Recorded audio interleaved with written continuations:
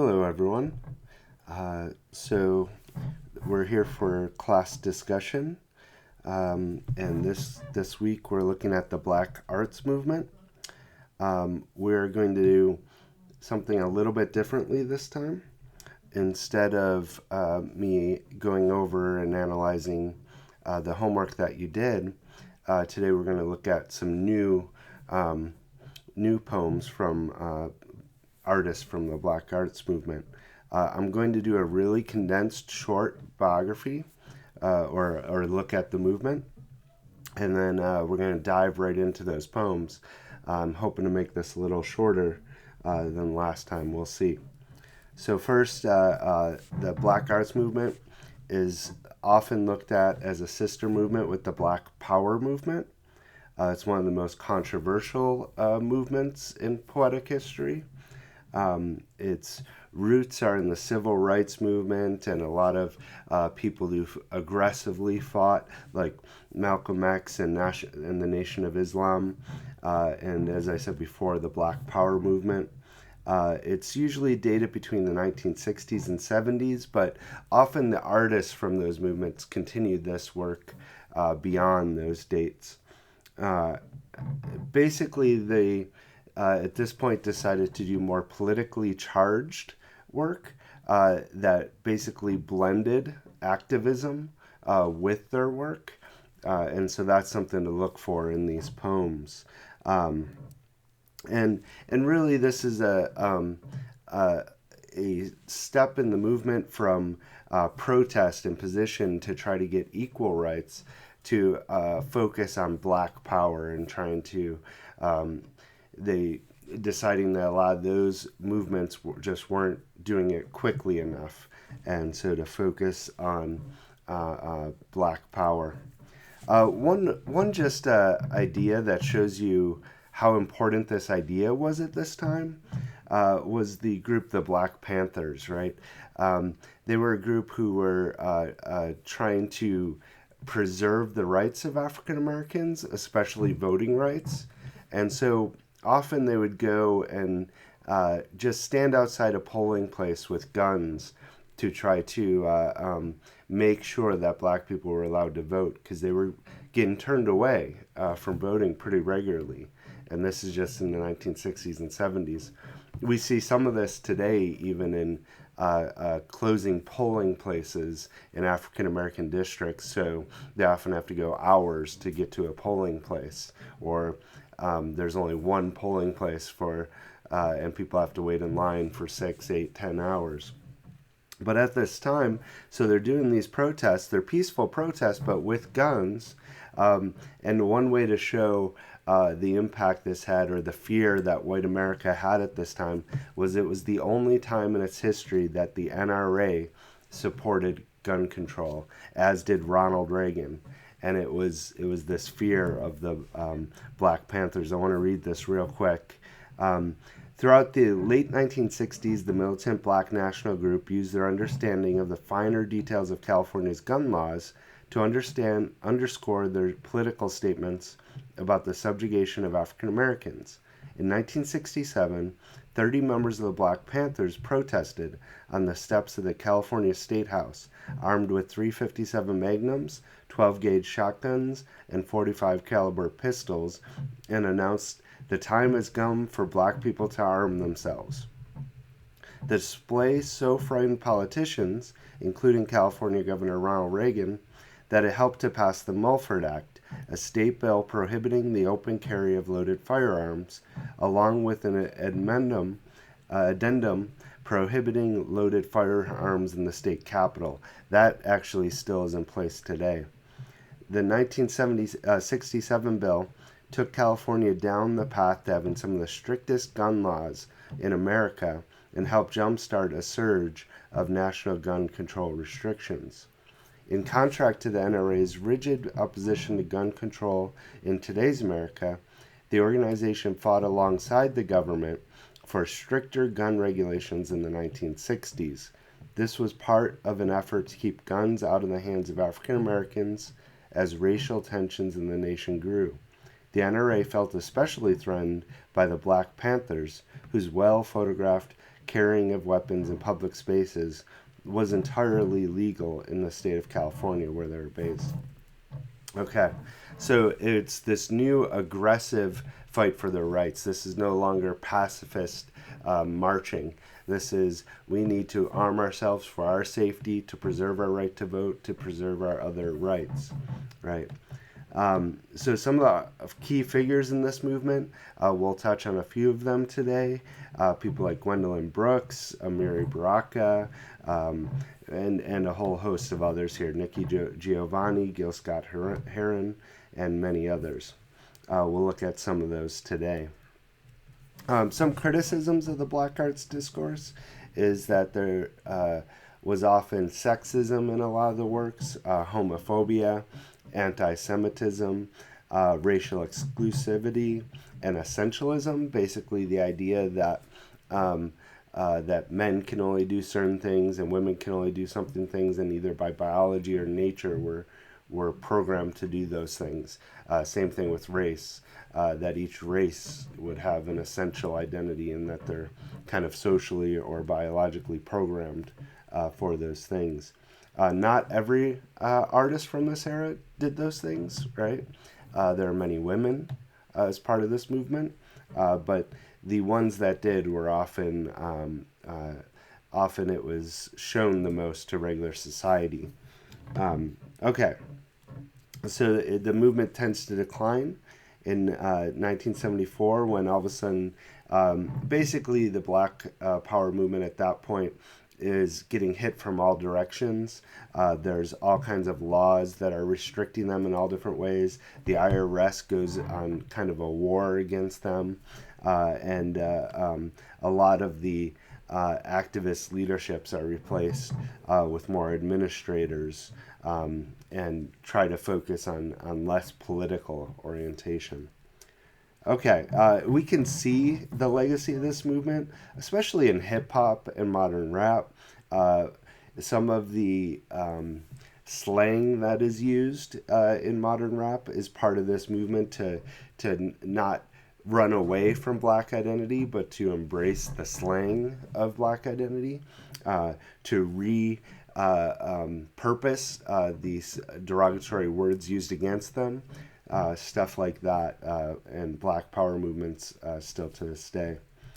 Okay, so I want to dive in, and the first artist we're going to look at, so the assignment, I'll have this posted with the videos, will be similar to what you did last time. For each poem, I'm going to have you choose 2 questions discussed per poem, and write a paragraph answer to each question. This should say poem, not video.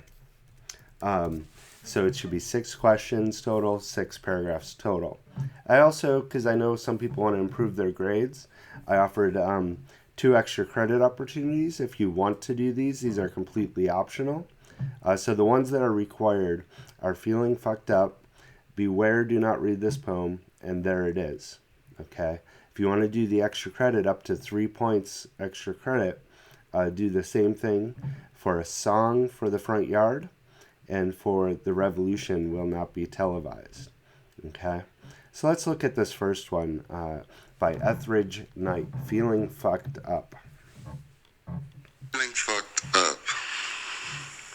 Lord, she's gone, done left me, done packed up and split, and I with no way to make her come back, and everywhere the world is bare, bright, bone white, crystal sand glistens.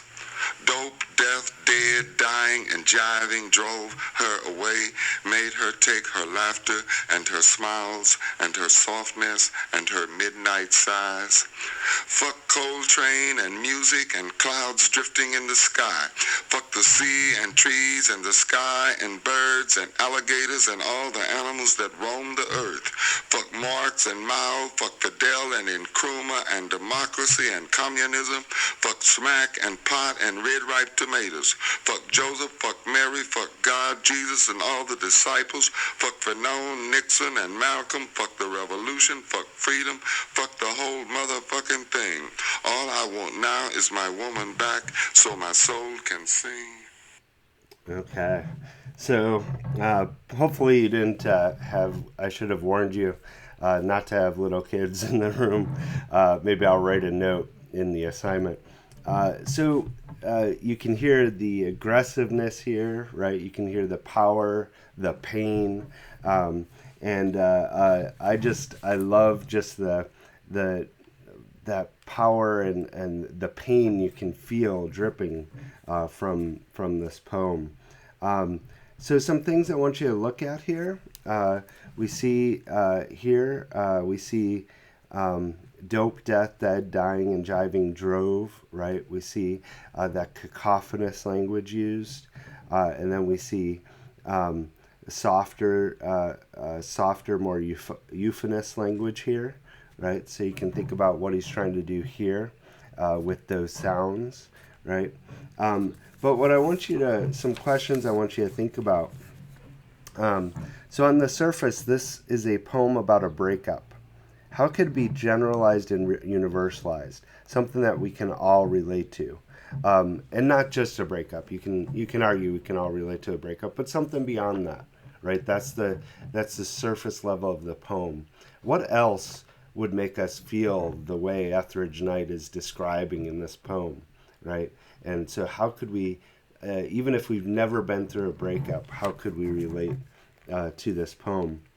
And then the other thing I want you to think about is, why does he choose these things to say, fuck Coltrane, fuck the sea? Why does he choose the things in this list? One thing you could do is go through and say, oh, what do all these things have in common? What do all these things have in common? Okay, what do all these things have in common? And then what I want you to do is think why he would have chosen those things, right? How would it be different if he chose other things?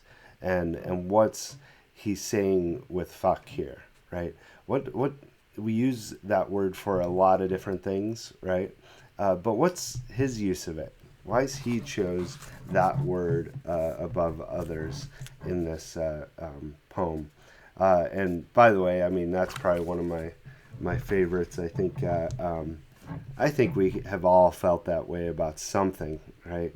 And especially so, you see in here, boy, this is pretty rough right here, right?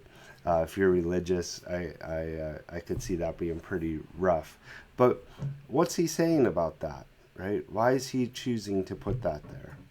Okay, so let's go. I want to go to the next poem here, and I'm fumbling for the I'm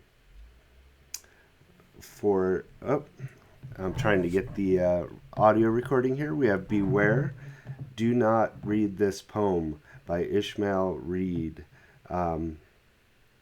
Let's see. Sorry, one second here. Should be a pause. There we go. Okay. And for this poem, what I want you to be thinking about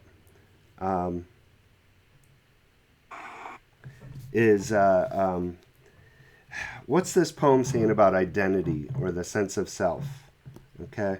What could the and we'll talk more after the end of the poem.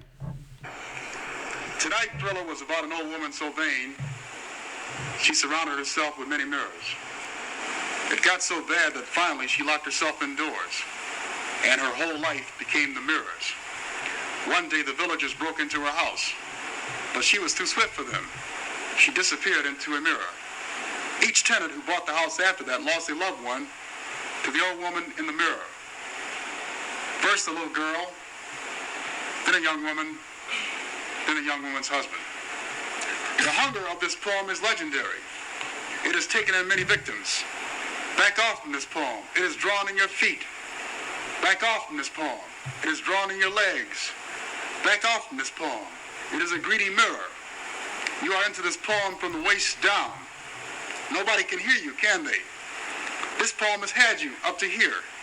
Belch, this poem ain't got no manners. You can't call off from this poem. Relax now and go with this poem. Move and roll on to this poem. Do not resist this poem. This poem has your eyes. This poem has his head. This poem has his arms. This poem has his fingers. This poem has his fingertips. The poem is the reader, and the reader this poem. Statistic. The United States Bureau of Missing Persons reports that in 1968, over 100,000 people disappeared, leaving no solid clues nor trace, only a space in the lives of their friends. Okay, so we have this poem. It starts with this mirrors, right? Today there's a thriller about this old woman who's vain, surrounded by mirrors, right? And it moves, and it has a transition here, right? It changes at this point. The hunger of this poem is legendary. One thing you could write about is, what's that transition do? Why does it change there? What could it mean? And how does the poem change? Again, what's this poem saying about identity or sense of self? What is the mirror? What could it symbolize? What's up with that belch, right? Why is there a belch in the middle of the poem? That's a great addition, I think, there. What does this poem say about poetry is another question you could respond to. And why are there spaces left in the end here? Okay. So there's a lot of things to investigate there. I want to, for now, I want to pause this video. I told you I was going to try to make them a little bit shorter, and I'll come back with the rest of the poems.